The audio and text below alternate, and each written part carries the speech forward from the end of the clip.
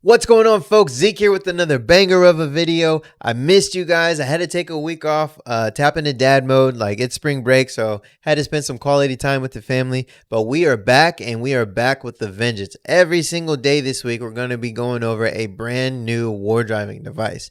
Now, we're going to be touching base on some old devices, some DIY devices, and some new devices that aren't even out, which I am super excited to crack open for you guys. But before we move forward, what is Wardriving? Now, Wardriving is the act of passively scanning for wireless networks as you pass through an area. Your device listens for the broadcasted signals, it logs where you found those signals using GPS, and then you upload the data to crowdsourced platforms like Wiggle. Think of it as mapping out the wireless world around you. Your device collects the data and Wiggle maps it. Now, full disclaimer, this is not hacking into systems we don't have permission to, because that's very illegal and highly incriminating. This is not connecting to networks that we don't have permission to connect to. In fact, there is no breaking into anything at all, like zero. Now that we've established big boy and big girl rules, let's talk about the device we're going to be using first. And this device is probably the most economical device that is on the list for this week, and that is the DIY Biscuit, utilizing the WaveShare ESP32 C5 Room. This C5 quickly became one of the go-to dev boards for flashing the C5 scanner bin file developed by Hedge, the Biscuit creator. The main reason why I'm saying this is because it comes with a JST connector, allowing you to hook up a battery to your device. Right down there. Now, I will go over this microcontroller in my series shorts micro bangers very soon, but let's get you Wardriving ASAP. If you'd like more information on the Biscuit firmware or any Biscuit device, I actually have that linked for you in the description below, to include Hedge's own Biscuit Pro video, which was highly cinematic, excellent video. I also have a little bit of Valley Tech's content, Adventures of Ilya, Notorious Squirrel, Noble Tech, Jeremiah of All Trade, all wholesome references for your enjoyment. Now, who should build the DIY Biscuit? Everyone. Everyone should definitely try out this amazing platform, because one, you're not forking up a lot of money just to provide a tool to your arsenal, and two, if you're new to the game like me, this is a excellent entry point for you to learn more about SSIDs, learning about specific router identifiers, learning about channel frequencies on the 2.4 and 5 gigahertz band. If you're interested in learning about signal strength, this is the platform for you, mainly because it's backed by amazing firmware, has a beautiful user interface on the application, and it doesn't break the bank. The Biscuit Pro costs $125 before shipping and taxes. This hacky puck sells out in 30 minutes as soon as it's restocked and online. No joke. The fact that we can test out the firmware and application prior to purchasing speaks volumes about the developer and how he wants the community to try things while patiently waiting for the next batch to drop. Check out the Biscuit shop or drop into the Biscuit Discord server, which is also linked in below. All right, so how do we build this thing? Well, if you're on PC, go ahead and click on Valley Tech's link below. If you're on Mac, this is going to be super simple, and we're actually going to be trying something new that I've never done before.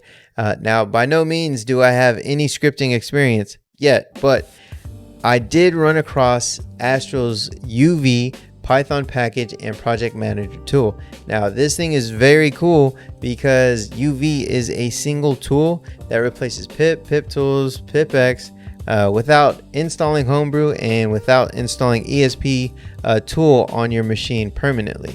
So the first step that we're going to do is run Arval's installer for UV, and from the repo is the curl command, and I'll go ahead and leave the entire GitHub also linked below. And I am running this from my own guide that I whipped up for this video. All right, so it says everything's installed. Let's go ahead and restart the terminal. Get the bar out the way. Okay. All right. So the next step is trust but verify that UV is actually installed. All right. And we are good to go. This is a very important step in order to move on. All right. Next, we're going to be using our UVX, which is an alias for UV tool run.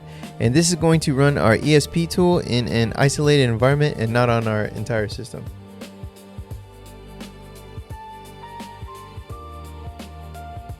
Let that cook. After that, we need to identify our C5's serial port once we plug it in. Now, I like to run the command before hooking up my C5 because that way I can identify what the actual port is, mitigating flashing the wrong bin to the wrong port.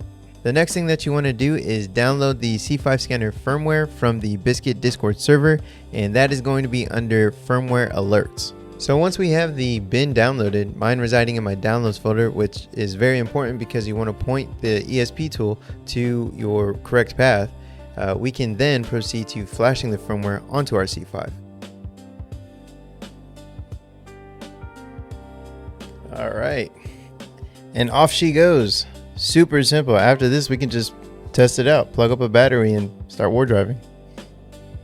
Now, as you can see, we are connected to our DIY Biscuit. If you click on the gear icon at the very top, then click on Wiggle, this is the menu that you would enter in your API name and your API token for your Wiggle account. That way, once your Wardriving session is complete, you can upload your logs directly to Wiggle.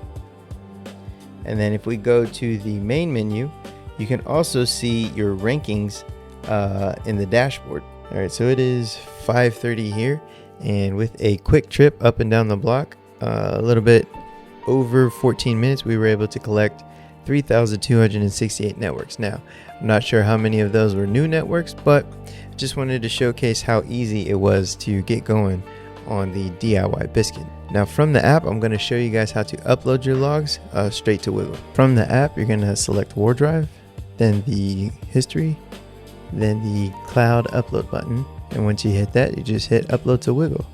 Easy does it. All right, and that's going to do it for the DIY Biscuit. Now, I highly encourage you to checking this out, especially if you're waiting for the Biscuit Pro to come back in stock.